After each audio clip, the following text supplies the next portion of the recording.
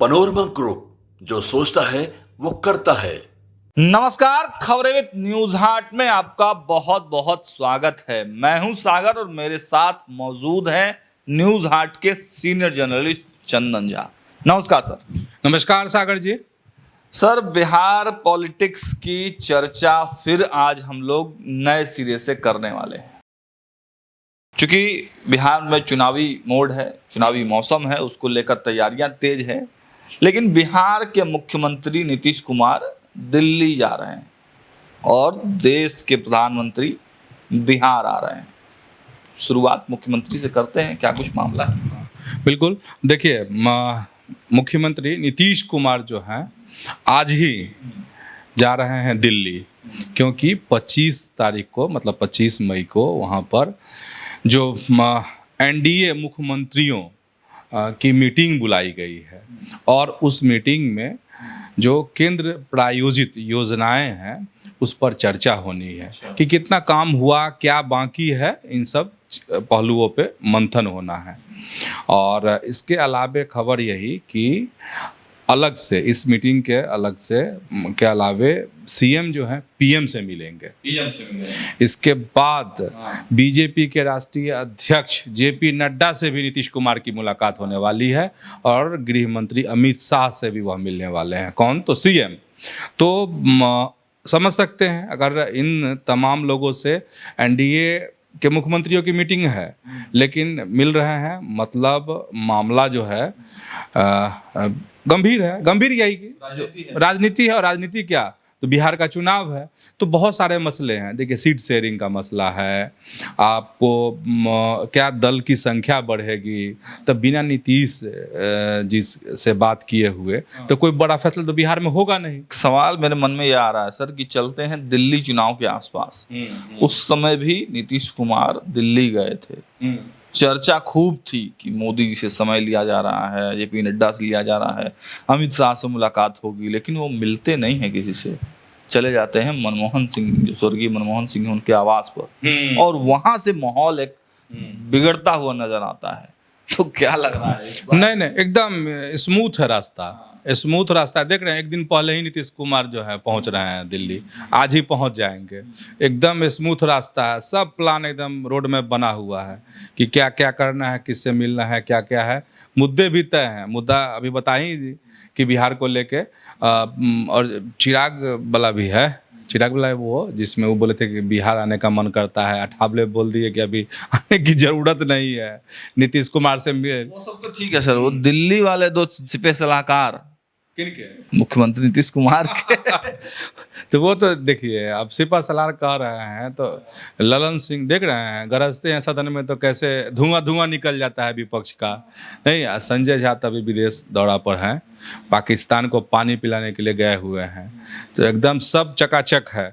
और कुछ हाँ यह है कि कुछ बड़ी खबर लेके आएंगे नीतीश कुमार। नीतीश कुमार, हाँ, बड़ी खबर चुनाव को लेके, बिहार चुनाव को लेकर के। और देख रहे हैं नीतीश कुमार कितना एक्टिव है, अभी बहुत एक्टिव हैं। उससे पहले हरिवंश जी से पूरा बवाल करवाए हुए हैं। अच्छा, हरिवंश जी वाला कह रहे हैं। हाँ, हरिवंश जी वाली जो बात है, देखिए हरिवंश जी तो जदयू कोटे से ये सांसद हैं, राज्यसभा में उपसभापति हैं। और हरिवंश जी ने जो बात कही है, चकनाचूर कर दिया है कांग्रेस को और राहुल गांधी को। नीतीश कुमार जाने से पहले ही वहां पर ब्लास्ट ब्लास्ट कर दिए हैं। देखिए, हरिवंश जी एक गंभीर राजनेता हैं, इसलिए देख रहे हैं उनका सम्मान कितना, मोदी भी बहुत सम्मान करते हैं, उपसभापति हैं राज्यसभा के। और सबसे बड़ी बात कि मेरी पत्रकारिता का एक अहम कालखंड जो है हरिवंश जी के साथ बीता है, उस अखबार में बीता है, प्रभात खबर में। तो और उनके काम करने की जो शैली है, वहाँ जो भी काम करते हैं उनके जो शैली है वो शानदार है। और वो राजनीति भी बहुत गंभीर करते हैं। हरिवंश जी का अगर कोई बयान आता है तो उसका मायने है और मतलब है। और मायने मतलब गंभीर मतलब है।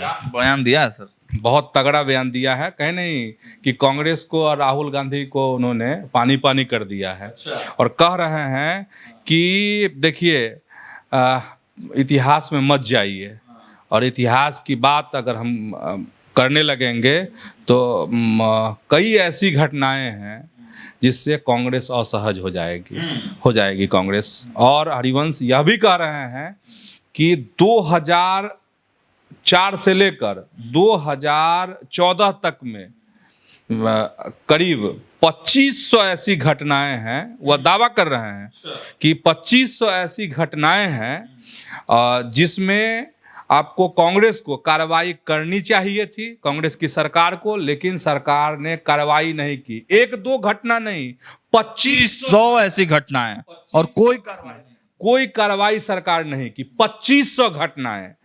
अच्छा, ये हरिवंश जी यह भी कह रहे हैं आपको 2013 की एक घटना का याद दिला रहे हैं और कह रहे हैं कि देखिए 2013 में क्या हुआ था। हमारे सैनिक के सिर काट लिए गए थे और उस समय जो तत्कालीन प्रधानमंत्री देश के थे, कौन थे भाई देश के प्रधानमंत्री? मनमोहन सिंह। कांग्रेस के प्रधानमंत्री थे, मनमोहन सिंह प्रधानमंत्री थे। मनमोहन सिंह अमेरिका में थे और वहाँ के राष्ट्रपति बराक ओबामा से उनकी मुलाकात होनी थी। पूरी खबर छिपा ली गई थी उस समय में। ये हरिवंश जी ने कहा है, कोई इधर उधर के लोगों ने नहीं कहा है। बड़ी शख्सियत है हरिवंश जी, तथ्यात्मक बातें रखते हैं। एकदम बिल्कुल तथ्यात्मक, ऐसे बोलते ही नहीं है, उनकी कभी प्रतिक्रिया आती ही नहीं है। आप समझ सकते हैं अब कि किस तरह के हालात थे। 2500 घटनाएं। हरिवंश जी का इस बयान को देख करके, पढ़ करके, सुन करके दिमाग एकदम सन है कि बताइए 2500 घटनाएं ऐसी हुई जिसको देश से, उसमें से कई ऐसी घटनाएं जिसको छिपाया गया, उन घटनाओं को खबरें नहीं छपी उन पर, क्योंकि उधर अमेरिका में मिलना था प्रधानमंत्री को, मनमोहन सिंह को, तत्कालीन प्रधानमंत्री को। तो समझ जाइए, वो कह रहे कि 2500 ऐसी घटनाएं जिस पर सरकार कार्रवाई नहीं की। और ये क्यों हो रहा है?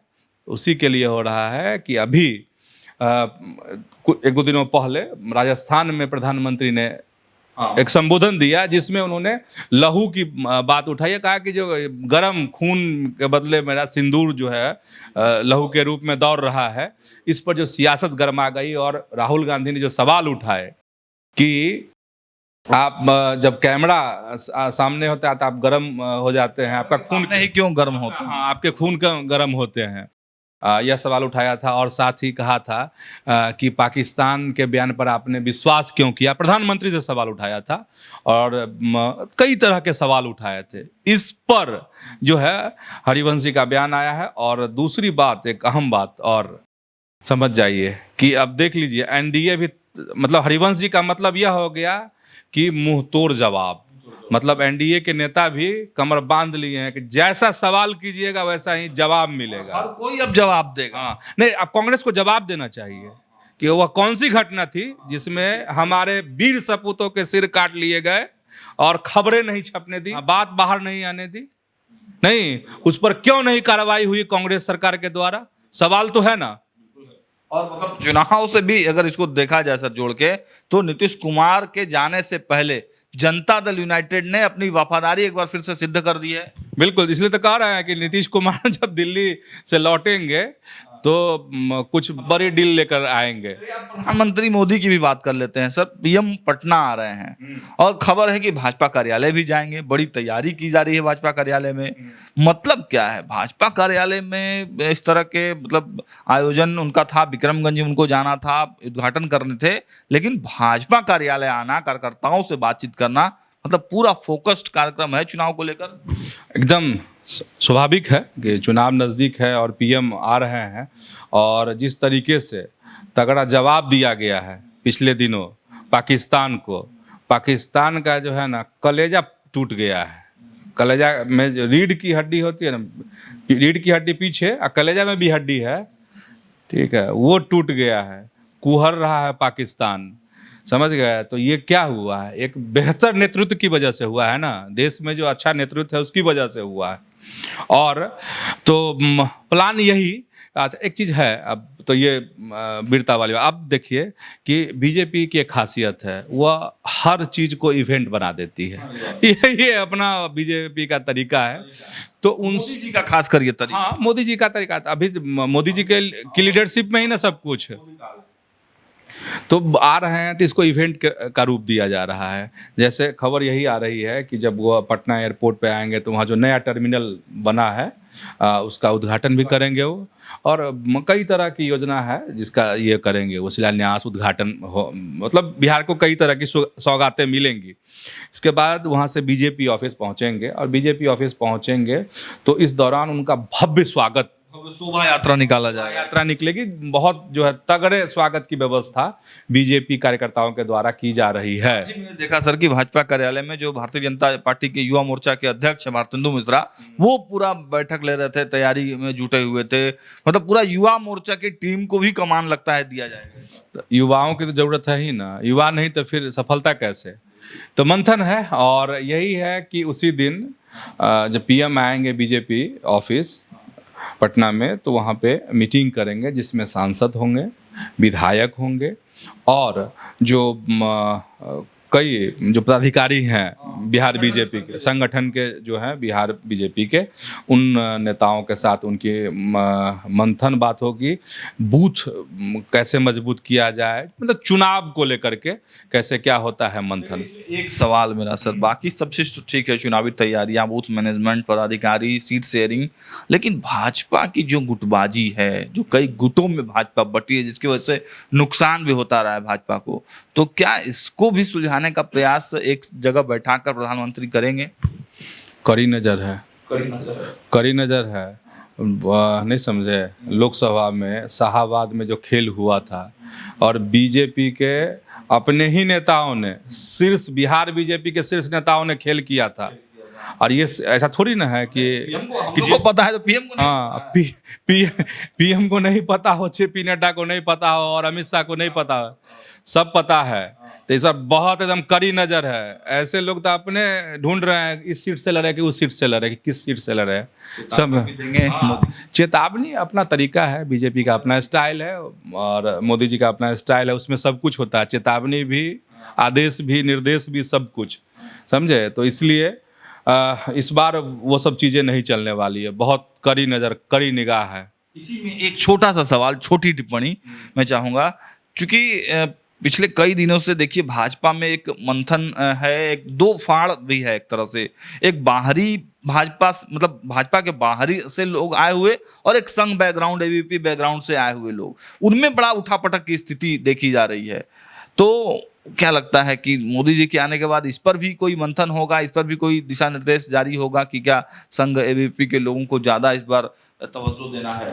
देखिए, है क्या कि भाजपा का मन बदला है, दिल वही है, मन बदला है। मन बदला मतलब विस्तार, ये कैसे मतलब अधिसंख्य अधिकतर लोगों को जोड़ा जाए। तो यह कोई ज़रूरी नहीं है कि सब आपके संगठन से ही आए हों, यह ज़रूरी नहीं होता है। फिर आपका विस्तार कैसे होगा, तो इसलिए बहुत सारी दीवारें गिरा दी गई। लेकिन जो अब रणनीति है भाजपा की, कि बिना संगठन से आए हुए लोगों को शीर्ष ओहदा नहीं मिलने वाला है। अच्छा, शीर्ष ओहदा नहीं मिलेगा, बहुत बड़ा इशारा कर रहे हैं। मतलब यही रणनीति है, और इसी रणनीति पे अब सारी चीज़ें आपको दिखेंगी। जो आपको चुनाव परिणाम आएंगे उसके बाद भी ये सारी चीज़ें दिखेंगे। इतना भी बड़ा नेता हो, दूसरे दल से आया हुआ, तो शीर्ष पद पे नहीं जाएगा? अब नहीं जाएगा, जो हो गया सो हो गया, अब नहीं।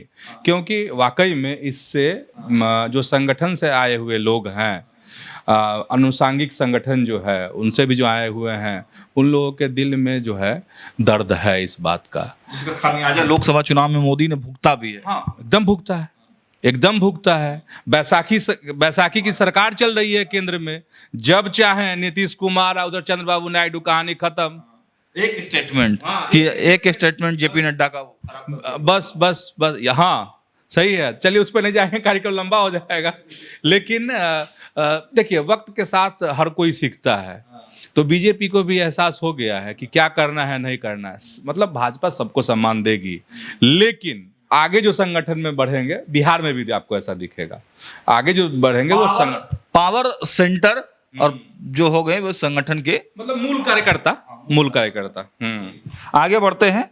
देखिए, छोटे छोटे 2-3 टॉपिक हैं, हम लोग जल्दी से बात कर लेते हैं। देखिए, भाजपा के विधायक को जेल भेज दिया गया, हालांकि इस पर चर्चा हम लोग कल कर चुके हैं। जेल वो गए थे और जेल वो बरकरार भी है। हाँ, मतलब यही कि भाजपा के जो विधायक हैं मिश्री लाल यादव, उनको अभी जेल से फुर्सत नहीं मिलेगी। और 27 मई को फिर से सुनवाई होनी है और उसमें फिर क्या फैसला आता है, जो सजा थी 3 महीने की वो बरकरार रखी गई है। क्या पेंच है सर, मतलब विधायक हैं 3 महीने की जेल, मतलब उसको क्यों? देखिए, इसमें ये था, ये 2019 का मामला है, मारपीट से संबंधित मामला है। एमपी एमएलए कोर्ट ने सजा सुनाई थी मिश्री लाल यादव और एक सुरेश यादव हैं उनको, लेकिन गुरुवार को ही वह पहुंचे थे क्षमा याचना के लिए कि सजा माफ़ हो जाए, लेकिन कोर्ट ने उनको माफ़ नहीं करके जेल भेज दिया कोर्ट ने। और आज बड़ी बड़ी गहमा गहमी थी दरभंगा के एमपी एमएलए कोर्ट में और इस मसले को लेकर के, लेकिन आज भी राहत नहीं मिली उनको। सर दूसरे मतलब इसी से जुड़ा हुआ मैं दूसरे तरफ ध्यान आकर्षित करना चाहता हूं आपका कि ये तो बड़ी चीज़ है, लोकतंत्र में जिसकी आस्था है और लोकतंत्र के जीत के लिए, लोकतंत्र की मतलब मौजूद रहने के लिए बड़ा मतलब 2 घटनाएं, एक तो रीतलाल यादव और एक मिश्री लाल यादव, इन दोनों पर आम आदमी ने केस किया और ये दोनों विधायक जेल में हैं। मतलब लोकतंत्र कायम है। अरे तो बिहार में तो है ही ना, सुशासन की सरकार है। नहीं, भले ही अपराध चरम पर, हाँ नहीं, क्राइम के ग्राफ तो बढ़े हैं, इसमें 2 राय नहीं है। लेकिन और न्याय हो रहा है इस मुद्दा पर सरकार बैकफुट पर है और वाकई में बिहार में क्राइम का ग्राफ बहुत तेजी से बढ़ रहा है। क्राइम बढ़ा है, लेकिन अगर एक आम आदमी एक विधायक को, जीते हुए विधायक को अगर जेल भिजवा देता है तो वाकई न्याय मिल रहा है और लोकतंत्र की जीत हो रही है। चलिए आगे बढ़ते हैं। अश्वनी वैष्णव पटना पहुंचे और केवल पहुंचे ही नहीं, मुख्यमंत्री से मुलाकात भी किए। क्या खिचड़ी पक गई? तो खिचड़ी तो पकी ही है ना, जब सीएम से मुलाकात हुई है। रेल मंत्री हैं अश्विनी वैष्णव, वो आए थे, फिर जमालपुर जो रेल कारखाना है वहाँ भी गए थे, चलन सिंह के साथ। हाँ, ट्रेन से गए थे और वहाँ पर आपको 78.96 करोड़ रुपए की लागत से बनने वाले आधुनिक वैगन POH स्थल की आधारशिला उन्होंने रखी है और जो रेल कारखाना है उसका उन्होंने निरीक्षण किया है। ये है, फिर पटना में मुख्यमंत्री नीतीश कुमार से उनकी मुलाकात हुई है और कहा जा रहा है कि सियासी खिचड़ी, चुनावी जो खिचड़ी है वो सब, देखिए सब सीएम दिल्ली जाएंगे, पीएम पटना आएंगे, उससे पहले की तमाम चीजें हो रही हैं, मतलब हुई कहिए।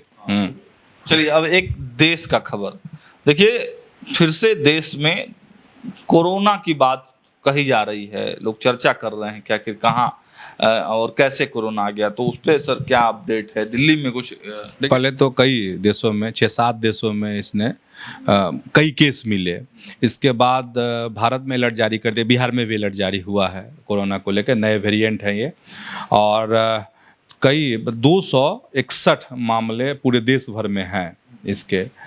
इसका मतलब यह हुआ सागर जी कि अलर्ट रहने का हाँ वक्त आ गया है, इसलिए कि केस बढ़ रहे हैं। ये कोरोना सर क्या पहले ही वाला कोविड-19 जैसा ही नहीं, नया वेरिएंट है, अलग है, क्या मतलब उससे भी ज्यादा खतरनाक हो सकता है? अभी इस तरह की बात नहीं आ रही है, लेकिन पाकिस्तान, पड़ोसी मुल्क पाकिस्तान में कुछ लोगों की इस वेरिएंट से जान चली गई है, यह अपडेट है अब। लेकिन हम लोग बहुत कोरोना था, उठा के पटक देंगे हम लोग कोरोना को, बहुत कुछ, मतलब उस समय का जब कोरोना का माहौल था तो उस समय बहुत लोग अनभिज्ञ थे, हम लोग पता भी नहीं था। हाँ, अनभिज्ञ थे जो कैसे सावधानी बरतनी है, और लोगों ने पहले को भी देखा था, जब पहली बार यह महामारी आई तो उस समय में ऑक्सीजन सिलेंडर नहीं, तो मास्क नहीं, तो अब उन सब चीज़ों की दिक्कत नहीं है। लोग कोरोना की गंभीरता को समझ भी चुके हैं कि अगर कोविड वो आएगा तो कैसे हमको जूझना है और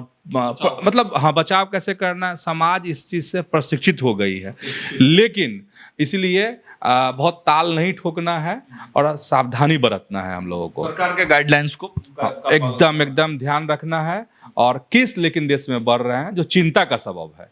चलिए तो देखिए, तमाम पॉलिटिकल मुद्दों के साथ साथ जनहित के मुद्दों को भी हम खबरें विद न्यूज़ हाट में आपके सामने लाते हैं, और हर रोज़ की तरह आज भी एक विनम्र आग्रह होगा, आप अगर आपके कोई सवाल हैं, सुझाव हैं, शिकायत हैं तो आप कमेंट बॉक्स में रख सकते हैं, हमें बता सकते हैं। फिलहाल इस वीडियो में इतना ही। देखते रहिए न्यूज़ हाट। बहुत बहुत धन्यवाद।